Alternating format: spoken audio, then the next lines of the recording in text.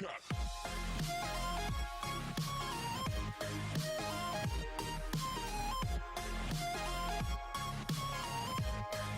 guys, welcome back to the channel. Right, so today we are going to discuss about timeline survival, the new and the latest game mode by Marvel Future Fight. Right, well, it's a brilliant idea which was kind of badly implemented by Netmarble or Marvel Future Fight. Right, so basically this particular game mode has three threat levels: threat level 1, 2 and 3. In threat level 1 we need to defeat one boss. Similarly in threat level 2, two bosses, and lastly in threat level 3 we have to defeat three bosses. Right, so as you can see the boss, so all the tiles are actually grayed out. Right, so as you progress, as you move forward, right, the following the grayed out tiles will unlock. The ones with sword, whether it's green, the gray one are the like normal battles, right? However, the green ones are like advanced battle, bit tougher than the normal ones, right? So these are like normal fight stages, normal bosses, right? It's not the mega bosses that you need to defeat or something like that, right? So yeah, so as you defeat the normal enemies, you get survival tokens. Similarly, you'll get survival tokens for defeating the bosses as well, right? So as you can see, as on one of these tiles it's written clear, that means I have already defeated one bosses, and as you can see I have defeated one out of the three bosses, and right now I'm on the tile of second bosses, so I can fight if I want, right? And let me tell you, in terms of team selection, the first couple of threat levels, well, you don't need to worry about anything. But if you don't have a well developed roster, means strong characters, right, I strongly recommend, right, you at least take three of each type of characters, like blast, speed, universal and combat. Right, make sure you have three females, three male, three supervillain and three heroes, right? Because the requirements are such, as I can see, supervillain characters have an advantage. Similarly over here, blast type characters have advantage, somewhere combat has an advantage, and so on and so forth, right? So yeah, however, to be honest, the reason why I said it is badly implemented, because the threat levels or the difficulty of the stages, it's not really that hard, right? So even if you don't have really these blast characters, my Sentry, Silver Surfer and Doom can easily beat these traits, right? So anyway, that being said, let's go ahead and defeat this boss, and let's see. So it's Molecule Man take on the challenge with a formidable team, so let's go ahead and do it. Right, so we can actually play with one character, just like Shadowland. As you can see, I'm not even going to play, I'm just going to let it autoplay. I'm just switching character to show you guys how it works.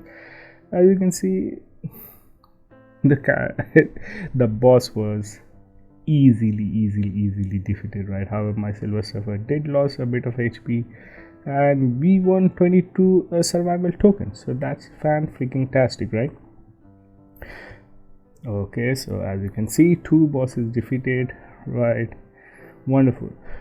So as these are the places, if we land on one of these tiles, right, we can actually get buffs like attack, HP boost for your entire team, and whatever buffs that you collect, right, from threat level 1 till threat level 3, all these buffs are carried forward. So as you can see, if you place on the survival effect tab, right, you can see these are the buffs or landmark where I have landed, and they all stack on top of each other, like increase hero faction attack by 12%, then again increase hero faction attack by 12%. So these actually stack, right? And there are certain tiles, okay, where they have question marks, right? So if you actually land on those tiles, right, so it might give you a buff or it might give you a debuff, like decrease your character's HP or something like that. So I'd strongly recommend do not do not land on those tiles. It's not worth it, not worth taking the risk, right? And then again, there are certain tiles with portals on it, like as you can see, these are the portals. So if you actually land on this particular portal, okay, it will teleport you to one of the nearest portal, like there is one portal over here, or maybe anywhere where it's grayed out, maybe there must be some hidden portal. But transporting or portaling out will cost you 100 survival token, which to be honest I feel it's not worth it, right? So guys, the goal is to actually defeat 3 bosses, right? However, instead of focusing solely on defeating the bosses, right, you'd rather focusing on landing on these kind of shops, right? And what this will do, from these shop you can buy the temporal energy, and if you're lucky you might even get some tier 3 mass or even energy, right? And there are certain tiles which I cannot show right now, right? On those tiles is written rewards, so if you land on those tiles you will get free temporal energy or just normal energy, so which is very good. And yeah, let me tell you one thing, actually playing this game mode will cost you boost point and energy, normal energy apart from the temporal energy. So make sure you play this game mode only when you don't have your boost points activated, right? And why I say it's this game mode is really badly implemented, because normally just by refilling the temporal energy we can refill it to max to 5, right? So and each temporal energy takes 1 hour to refill, so that's 5 hours. So you wait 5 hours to play for like 2 minutes, then again you have to wait 5 hours, right? However, if you land onto shops and all, you can accumulate more temporal energy if you're lucky and whatnot. So let's go ahead and move ahead and fight this normal battle and see. So as you can see, blast type characters have an advantage in this particular stage, right? However, as you can see, I don't have any blast type characters so that's why I said at least take 3 of each, right? But if you have a strong roster, you don't really need to bother about anything, right? So as you can see, universal character, damage receive, but still if you have an OP team, it doesn't really matter, right? So normal fights, I want 4 temporal and 4 survival token. And now you see a skull away, right? So this is a normal boss, right? This is not the main boss, okay? So heroes has an advantage. So let's fight this boss and see. Okay, so heroes, all right. So as you can see, it's costing me 5 normal energy and 4 boost point. So yeah, make sure you don't waste your boost point on this, right? Complete your dailies and then do it, right? See, and we won 14 survival tokens, right?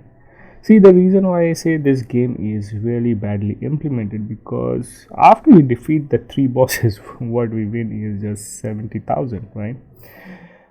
All right, 70,000 gold coins, which I feel is simply not enough.